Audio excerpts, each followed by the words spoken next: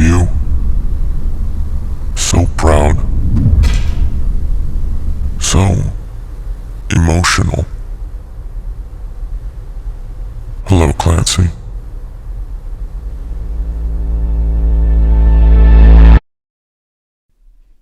On June 21st, 2024, 21 Pilots released the music video for Paladin Strait, the final record off their newest album, Clancy.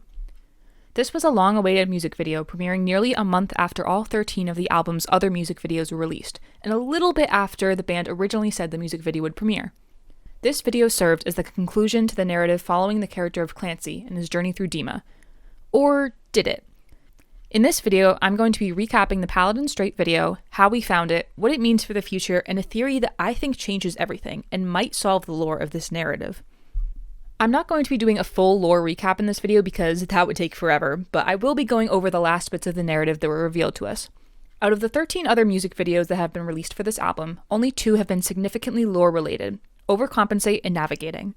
In Overcompensate, Clancy seizes a citizen in Dema, taking over their body to teach the rest of the citizens the truth about Dema and the bishops. At the end of the video, we see the actual Clancy and Torchbearer arriving on the Trench mainland after their journey to Voldsoy from the outside music video. We see their faces illuminated by the glow of torches. Clancy smirks, and then the video cuts off. Navigating picks up where Overcompensate left off. The torches are revealed to be held by a group of 3 banditos who have come to retrieve Clancy and Torchbearer. They make their way across Trench, where Clancy eventually meets up with the true Torchbearer, revealing that Voldsoy Torchbearer was never real. Torchbearer gives Clancy the mask used in Overcompensate, and we end the video zooming out over a field covered with dozens of other banditos all holding torches. On the day that every Clancy music video was released, Tyler said that the video for Paladin Strait wasn't quite ready, and that they would be showcasing a placeholder video for it that night instead. At the end of the placeholder, a title screen came up telling us the full music video would be out in early June. Now, I don't know about you, but June 21st sure doesn't feel like early June to me, Tyler. He may not have been lying, though. On May 29th, the band released a special online merch package called the Clancy Digital Remains. This package was only available to purchase for 2 days, and upon purchase, fans were able to download live versions of some tracks off Clancy, plus a digital booklet featuring behind-the-scenes photos and concept pictures from this era. Nothing came of this at first, but on June 18th, fans finally pieced together that this booklet was a puzzle, full of photos meant to overlay with others. On June 20th, the Blurryface Twitter account updated their header to say "right in front of your eyes," with various images from the digital booklet pieced together. They also posted a video of a Dema restricted content warning with Morse code spelling out pages. There was also a violation code in this video, and by replacing the numbers in the original DMA org site with this new code, we were led to a password-protected website. Fans discovered that the password was 8325, found from locating the page numbers of 2 of the images in Blurryface's new header. The unlocked website revealed a teaser for the Paladin Strait music video. Clearly, we were meant to unlock this website and teaser a lot earlier, which is why the music video is just now premiering. But let's get into the actual video because there's a lot to talk about. We open with a shot of Clancy sitting on a cliff and playing the ukulele. In the next shot, we see Clancy pick up a crown made of antlers, the same antlers that Clancy found in the outside music video that gave him the power to seize others. Torchbearer and 3 other banditos approach him carrying a large wooden box. Clancy opens this box, and we are transported to a scene of him in a bandito camp. In the box is the outfit the seized Clancy citizen wore in Overcompensate and a map of Trench. We see the banditos make their way across Trench, led by the Torchbearer and Clancy at the front. Flying above them are a group of vultures. Upon closer look, we see that these vultures have yellow eyes, the telltale sign of being seized. This is confirmed a frame later when we cut to a shot of the bishops, all with yellow eyes. They're seizing the vultures to spy on the banditos. This is how they know the fight is coming to them. The banditos finally arrive at the outskirts of Dema, just in time to see what the bishops have in store. The bishops combine their power in a fiery surge of lightning and use it to call forth the Glorious Gone from beyond their neon graves. As a reminder, the Glorious Gone are citizens of Dema who have followed the bishops' religion of vialism and committed the ultimate sacrifice, giving up their lives. After death, they become available vessels for the bishops to seize.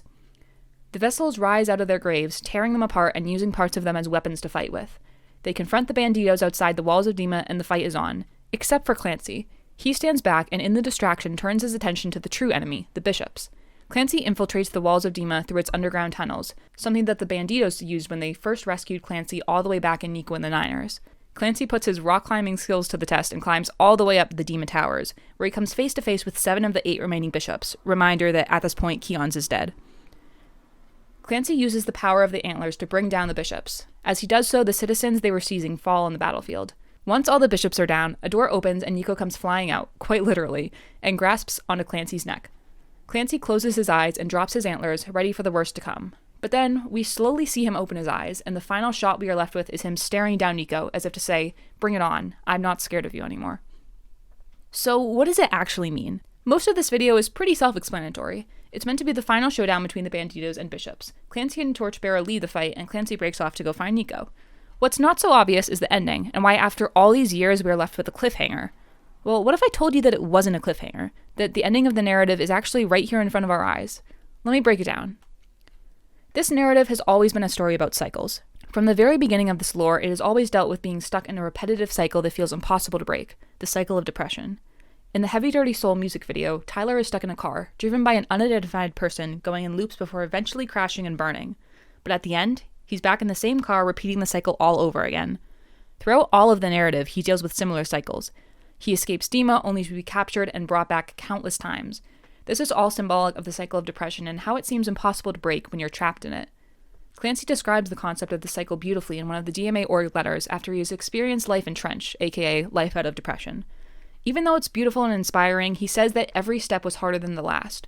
When Keons comes to retrieve him, he feels relieved and willingly returns to Dema with him. Even though it is in a good place, it's easier to be there. This describes how even though depression is not enjoyable, sometimes it's just simply easier to stay in the cycle than to try and fight it. Like I said, throughout this narrative, Clancy has been running from Dema, depression, trying to escape it, but he always ends up coming back. He doesn't just come back on his own, though. He's always captured by Nico, the bishop who represents his anxieties and insecurities. It is this reminder that keeps him from being able to break the cycle once and for all. There is something else that's important about the way that Clancy is brought back.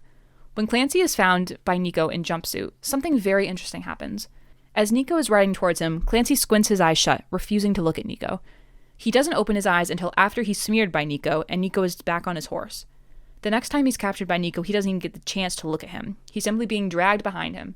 If you notice, never once in this narrative have we seen Clancy look his bishop in the eyes. Until now. This may not seem like that big of a deal, but it is. The entire narrative has been about Clancy trying to escape Dema, trying to run away from his problems. But for the first time, instead of running away from his insecurities, he's facing them head on, looking them in the face and saying, "I'm done running," a line that he literally says in Overcompensate. The fight is over. Clancy won. By facing his problem head on, he destroyed any power that Nico had over him. Is that truly the ending, though? Well, it definitely could be, let's be honest. We all want more.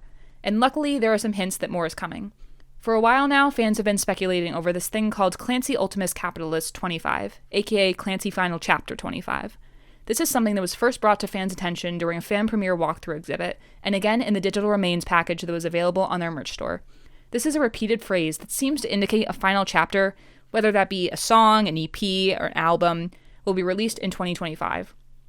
In addition to that, the boys' promotion for this music video has always referred to it simply as Track 13 on Clancy. You would think that if this were the final music video for the final song of the final lore-related album, they'd be a little more celebratory over the fact that this is the finale, and not just refer to it as if it's a random track off this album. Finally, and probably most importantly, Tyler recently responded to a tweet that was concerned about the final battle taking place during tour. Tyler responded with, "It's not.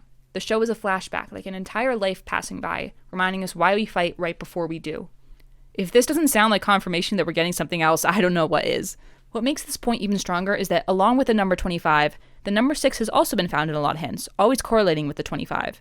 When pieced together, this would make 6/25, or June 2025, 1 month after the last show of the Clancy tour. If this theory is true, it basically confirms that we will be getting the final chapter in June of next year, after the tour is wrapped up. With all this in mind, what can we expect from the final chapter? One thing I bet we'll see is the return of the citizens from the Overcompensate music video.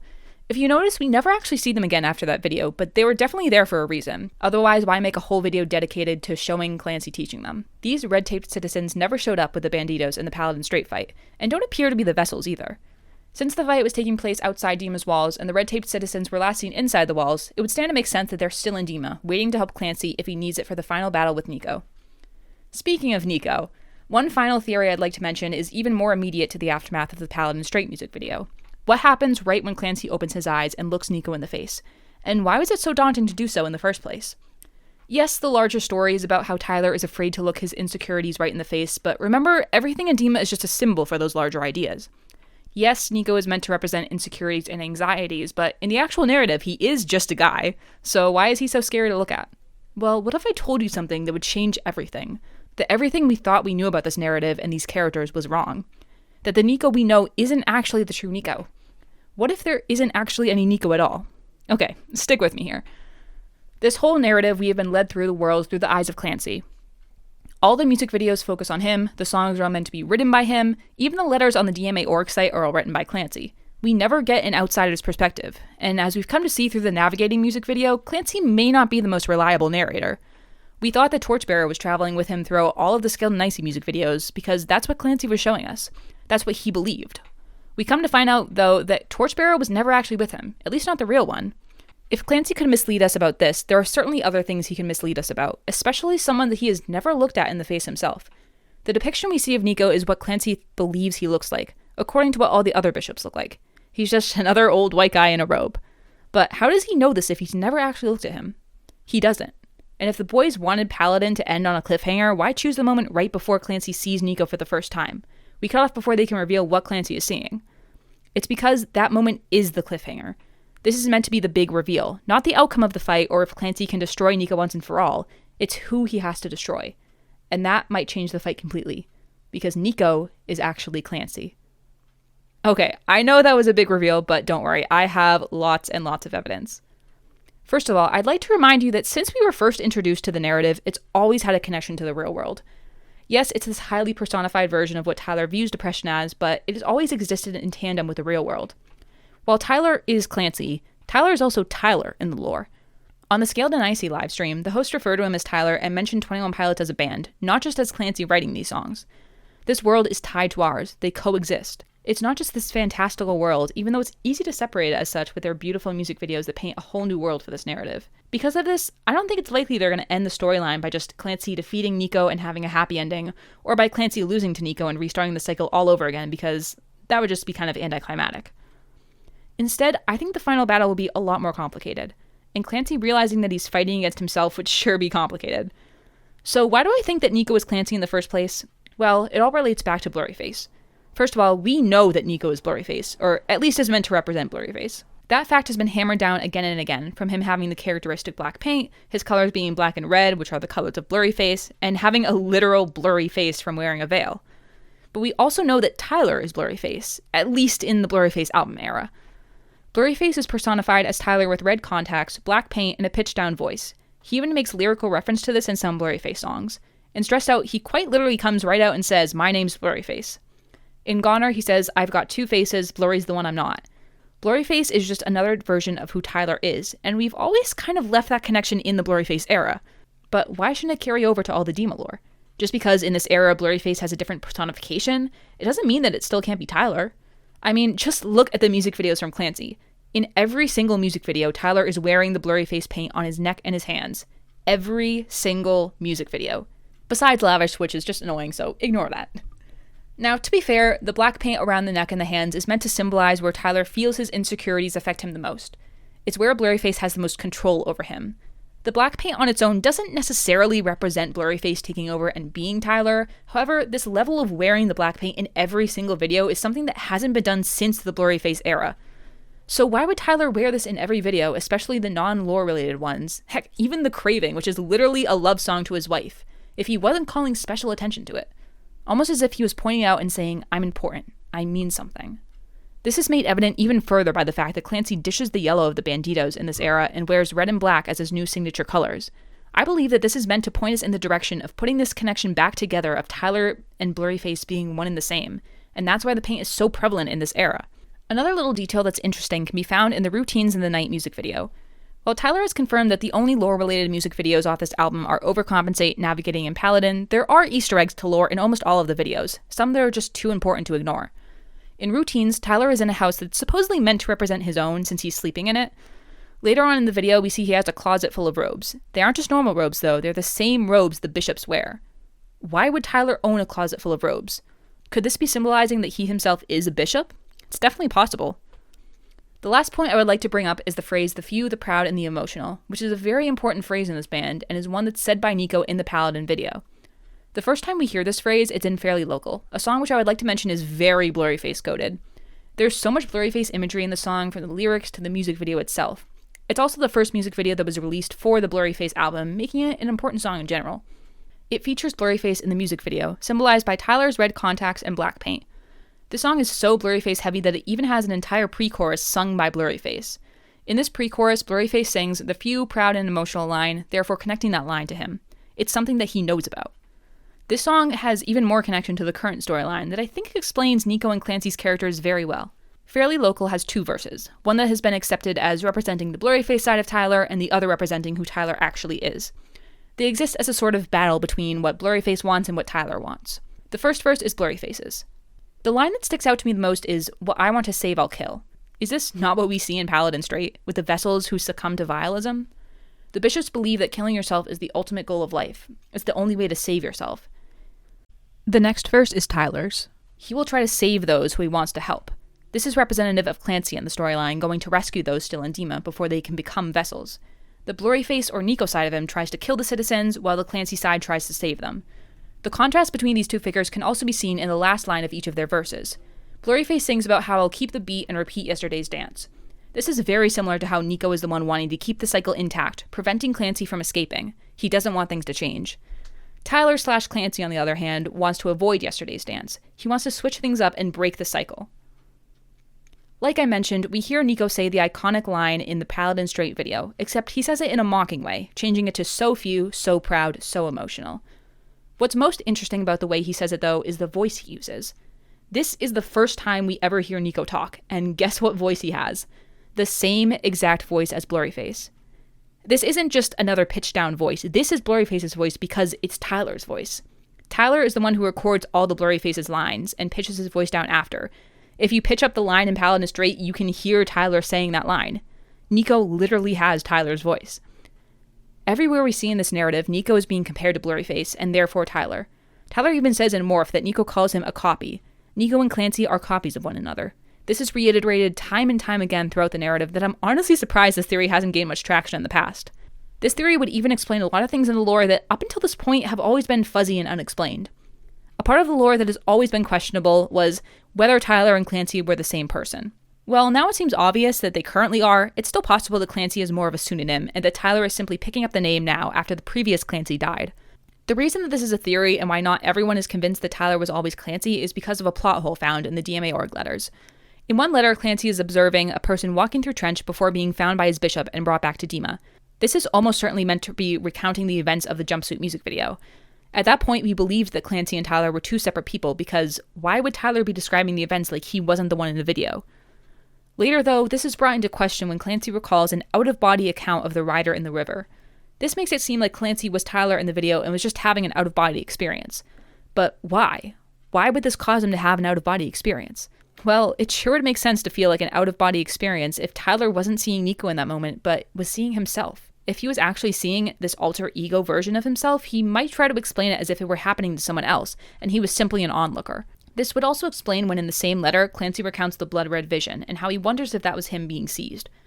We know what blood red vision symbolizes. It symbolizes Blurryface taking over, which is different than getting seized.